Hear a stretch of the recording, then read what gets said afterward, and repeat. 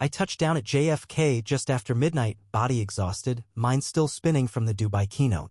48 hours of praise, handshakes, and overpriced espresso shots, and now silence. I turned my phone back on as the plane taxied and saw her message. Just one line. I'm done. Contact my lawyer. That was it.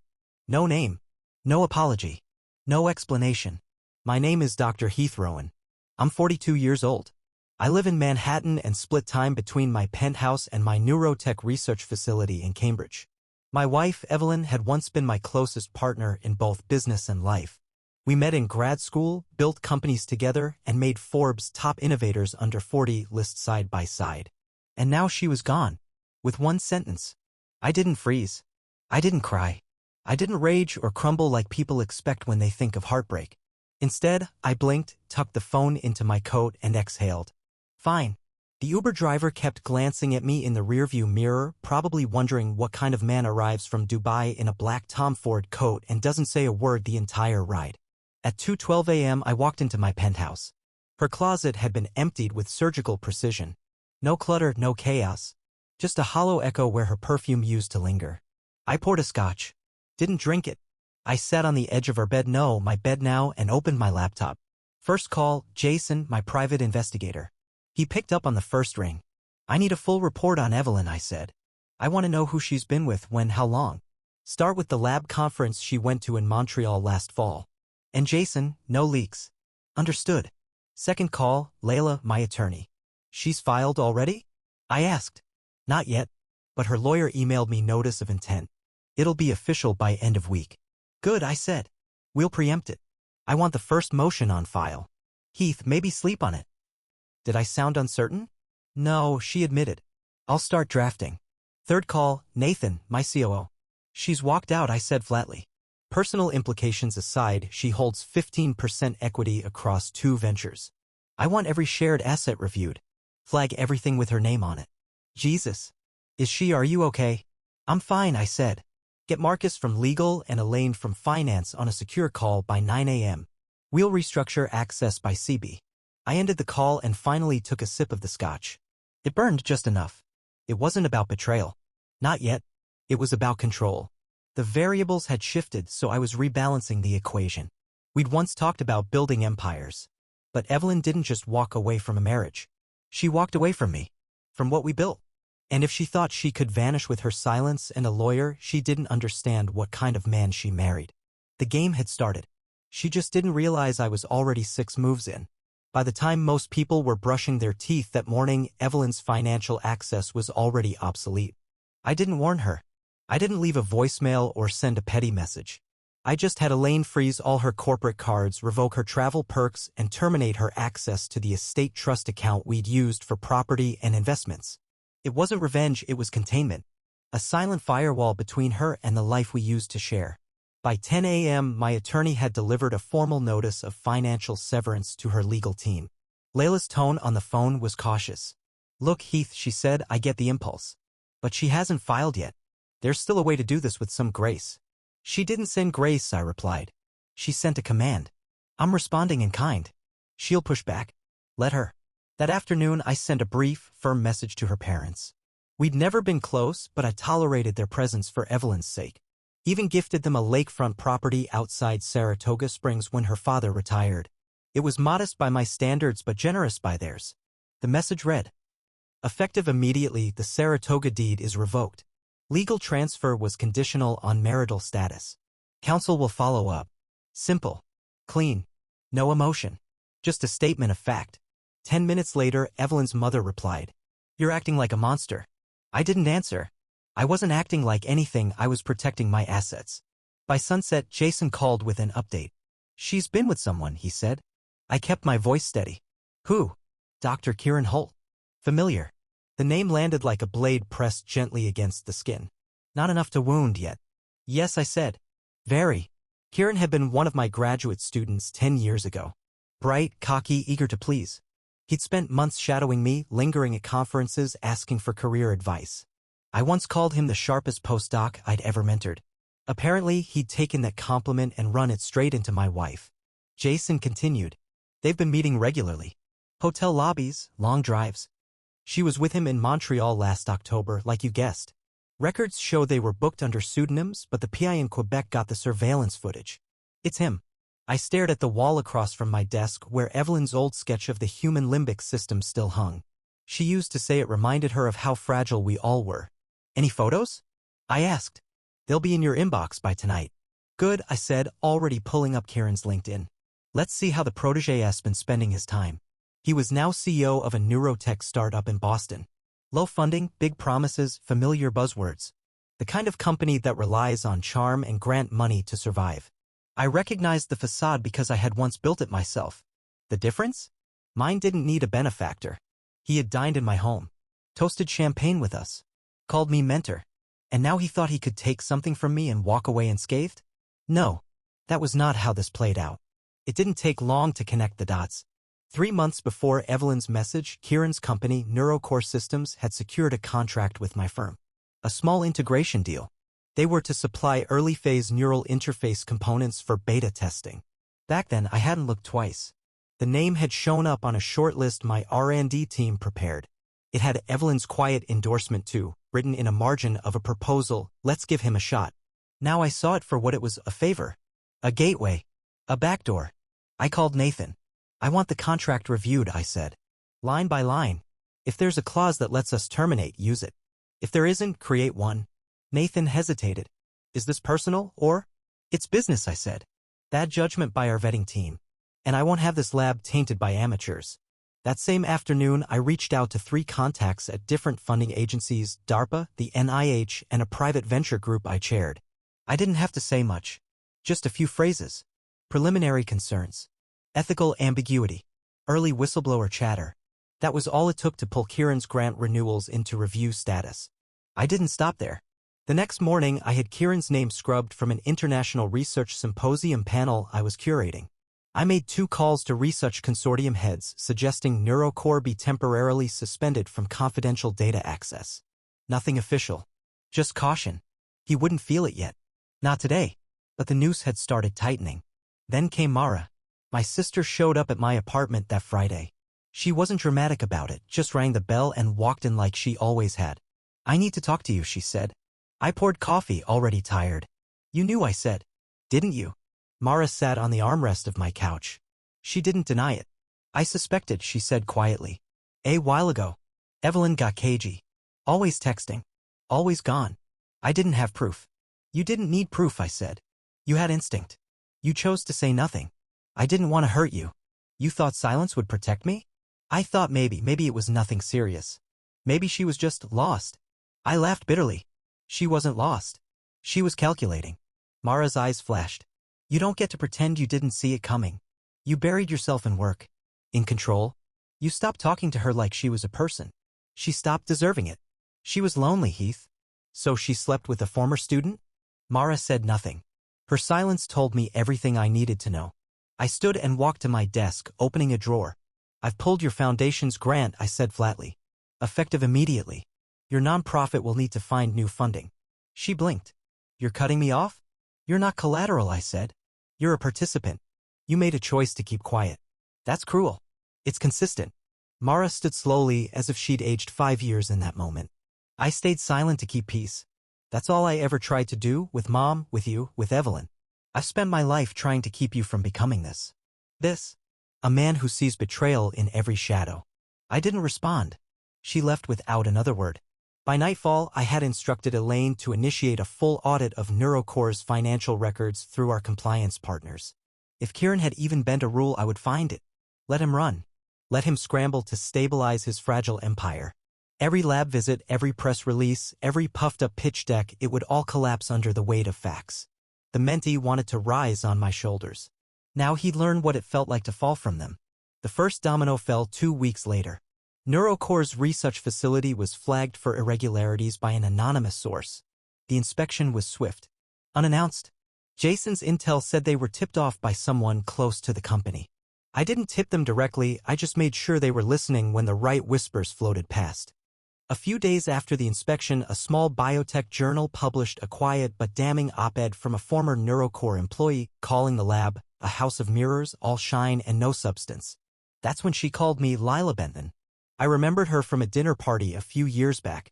Kieran had introduced her as his wife, a virologist specializing in emerging zoonotic diseases.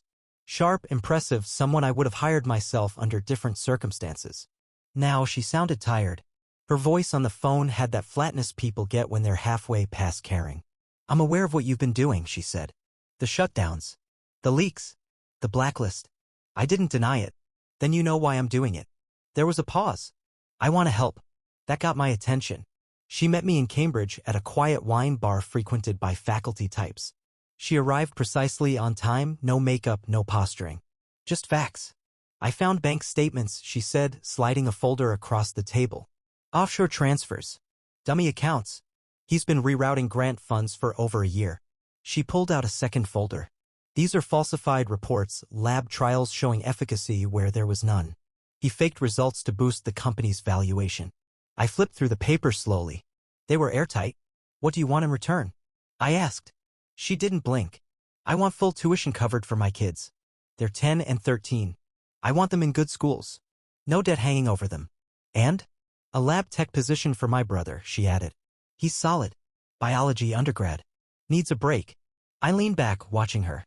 "You're selling out your husband." She smirked without humor. "He sold us out first. Took out a second mortgage without telling me. Opened a line of credit in my name. And when I confronted him, he told me to chill out. That I didn't understand the stakes." "Do you?" "I understand you're going to destroy him. And I'd rather be standing somewhere safe when it happens." "Fair enough." I tapped the folder with my index finger. "This is more than enough to shut him down permanently." "I know," she said. "And that's what I want." We shook hands. No sentiment. No drama. Back at my office, I forwarded the files to 3 watchdog groups and an ethics board under anonymous credential routing. Simultaneously, my internal legal team began compiling a formal case for intellectual fraud. Kieran had chosen to rise on a foundation of lies. Now, even his allies were willing to see it crumble. He wasn't just losing grants or contracts anymore. He was losing his life's narrative. And I had just bought the rights to rewrite it. The retractions started on a Tuesday. First, it was Neurobiology Frontiers pulling one of Kieran's core studies with a statement about ethical concerns regarding data integrity. Then came BioCortex Quarterly and Journal of Applied Neurotech. Like dominoes, they fell one by one, each issuing dry, professional statements that, in reality, spelled death for a man in our field. The scientific community doesn't exile loudly. It whispers, quietly erases you, pretends it never cited your work.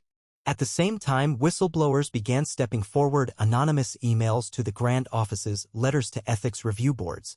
Jason intercepted one from a former intern claiming Kieran coerced staff to fabricate data to avoid losing private investor confidence. Another accused him of pocketing honorarium stipends meant for junior collaborators. I didn't push these stories. I just built a path for them to travel. People did the rest. Evelyn's name hadn't surfaced yet. Not officially. But I knew it was coming. She wasn't just Kieran's lover, she'd signed off on several of his public presentations. One symposium in particular from Geneva where she introduced him as the future of ethical neurotech. Irony had a twisted sense of humor. Then came the message. It arrived late at night, unmarked number, encrypted text. "They're planning something about you. Watch your back." No signature. No context. But I didn't need it. I knew who they were. They weren't going to sit quietly while I dismantled them. Maybe Kieran still had allies. Maybe Evelyn was panicking. Or maybe finally she realized I wasn't bluffing. But I wasn't scared. I was ready. It was time for phase 2. I ordered our finance director to initiate a quiet asset freeze across all accounts Evelyn had ever touched, joint accounts, shell investments, even the tech accelerator she'd co-founded with my name still attached. Then I went further. I fabricated a timeline, believable, detailed, and laced with real data showing Evelyn's attendance at 3 closed-door meetings with NeuroCore stakeholders. Meetings where, according to this version of events, she had full knowledge of the company's financial deceit. The evidence? A doctored meeting transcript, a forged travel itinerary, and a calendar invite found on a recycled server. Layered and subtle, just plausible enough to raise questions, just murky enough to evade instant disproof. I leaked it anonymously to an independent compliance watchdog. By the next morning, Evelyn received her first subpoena. Jason confirmed it, she'd been blindsided. I didn't enjoy it. Not in the way people think. There was no triumphant music, no thrill of revenge. Just silence. Control. A correction of narrative. Later that evening, I stared out my office window watching the lights of Manhattan flicker like scattered neurons across a brain scan. Somewhere out there, Evelyn and Kieran were probably together, panicking, plotting, trying to undo the math. They had tried to rewrite their lives without considering the variable of me. Now I was erasing them from the equation entirely. Not just as retribution. As a reminder. You don't infiltrate my life and walk away whole. The subpoenas hit Evelyn like a thunderclap. Jason's man confirmed she was served at her co-working space in Tribeca right in front of a dozen former colleagues.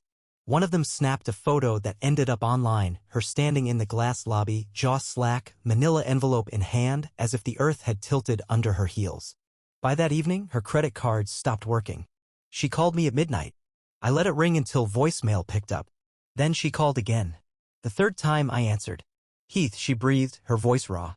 What are you doing? I kept my tone calm. Clinical. You knew what he was. You still chose him. I didn't know it was this level.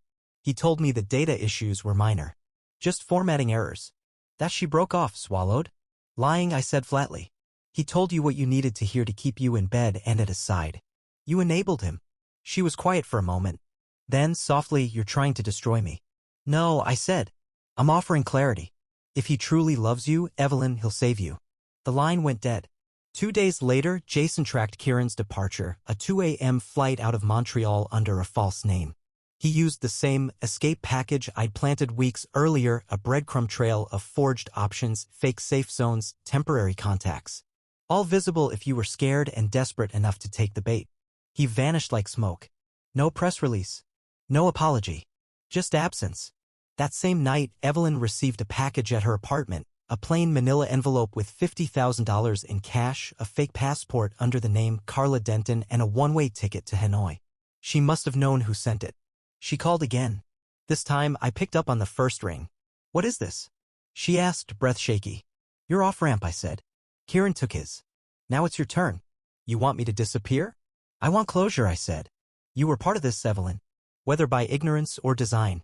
And if you stay, you will be pulled into every audit, every deposition, every leak. This buys you peace. There was silence.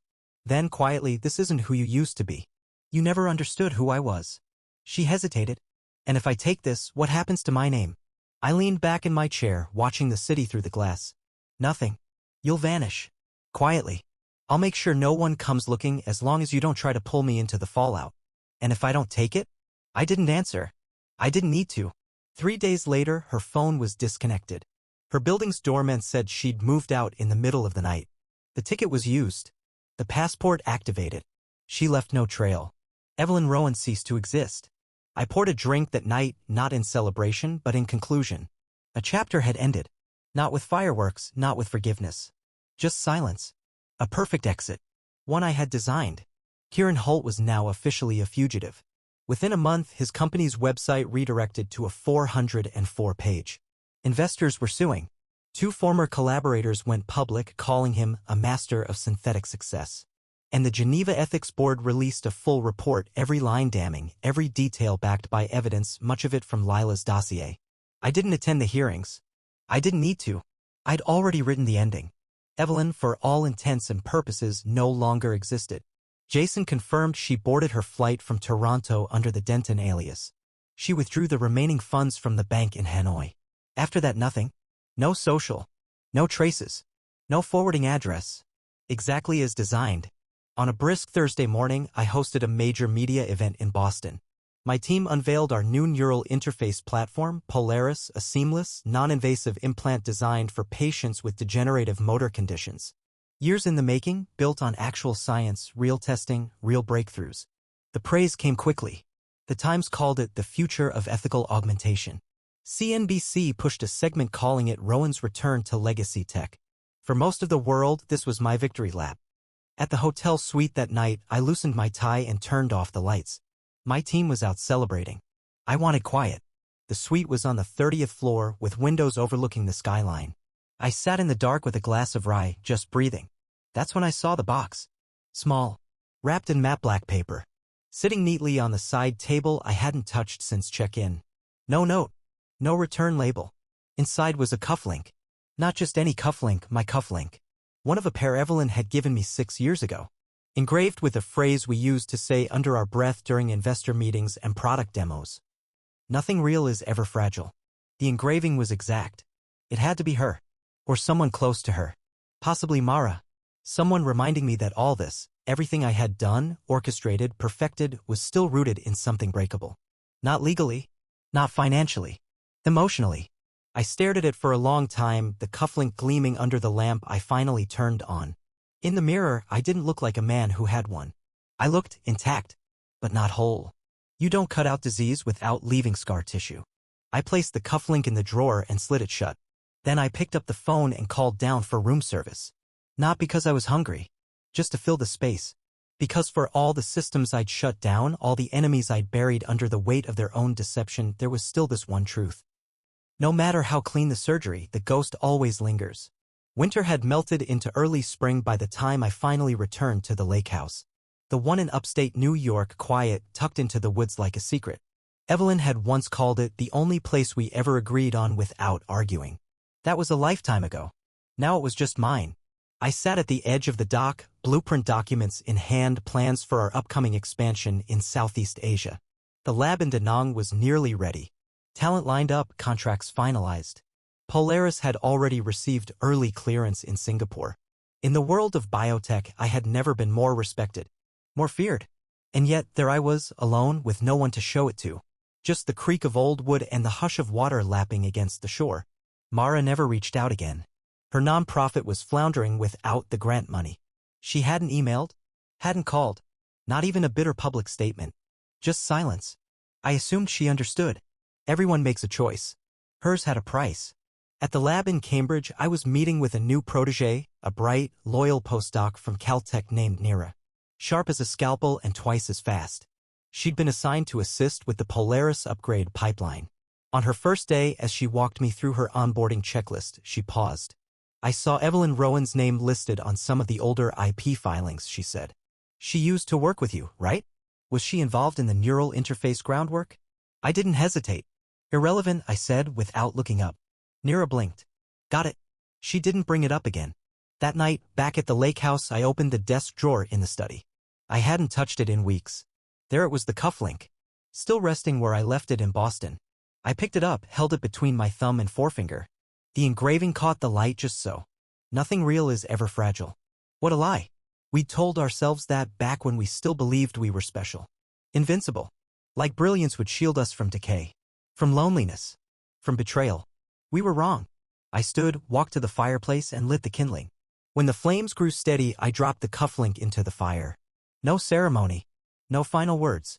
Just the soft ping of metal hitting stone, swallowed by the heat. It wouldn't undo anything. Not the years. Not the damage. But it was something. A punctuation mark. As the embers flickered, I poured a glass of rye and walked outside. The air was crisp, clean. No footsteps behind me. No voices echoing in the hallway. Everything was mine now. The lab. The empire. The silence. Vengeance wasn't about rage. Not for people like me. It was about precision. And when it was done, when every box had been checked, every threat neutralized, every rival buried, what was left? Just the residue. And me. Still breathing. Still alone. But undeniably free.